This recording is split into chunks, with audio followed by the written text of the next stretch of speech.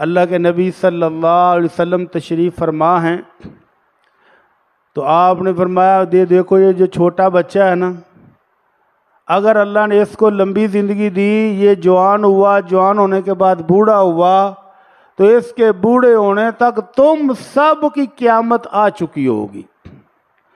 کیا مطلب کہ جب تک یہ بچہ جوان ہو کر بوڑھا ہوگا تم سب اپنے رب کے پاس پہنچ چکے ہوگے۔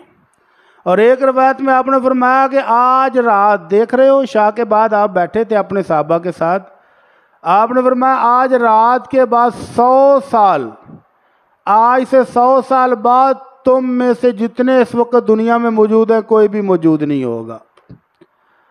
اللہ اکبر۔ تو یہ موت کی حقیقت ہے۔ کسی کی شخص کے لیے بھی اللہ نے ہمیشہ ہمیشہ کی زندگی نہیں رکھی ہے۔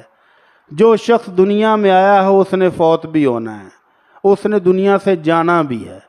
دولت، طاقت، خوبصورتی، عمارت، بڑی بڑے خاندان، یہ کوئی وجہ نہیں ہے کہ بندہ ہمیشہ یہاں بیٹھا رہے گا۔ اگر دنیا میں طاقت کی بدولت کو رہنے والا ہوتا تو قوم عاد اور سمود تو وہ کھجور جتنے ان کے قد تھے، اتنے لمبے لمبے قد، پہاڑوں کو چیر چیر کے محل بناتے تھے، لیکن سارے کے سارے دنیا سے وہ بھی چلے گئے۔ اگر لمبی عمروں کے حساب سے رہنے والا ہوتا تو نوح علیہ السلام 1350 سال اس دنیا میں رہ کر گئے ہیں، تو ان کی قوم کی عمریں بھی اتنی لمبی ہوں گی، لیکن کوئی نہیں رہا۔